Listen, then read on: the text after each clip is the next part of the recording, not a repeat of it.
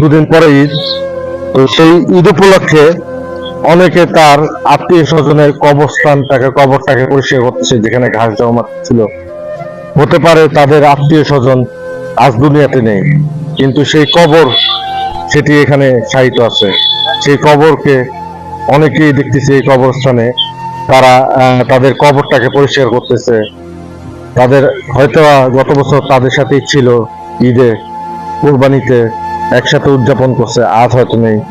আমরা দেখতেছি যে অনেকেই তাদের আত্মীয় কবরে এসে দোয়া করতেছে, তাদের কবরটাকে পরিষ্কার করতেছে। তো আমাদের সকলকে একদিন চলে যেতে হবে। দুনিয়াতে কি রেখে গেলাম, কি রেখে যাব দুনিয়াতে? আসলে কখনো কি আমরা চিন্তা করি, কখনো ভাবি? যখনই আমরা কবরস্থানে আসি, আমরা দুনিয়ার কথা ভুলে যাই।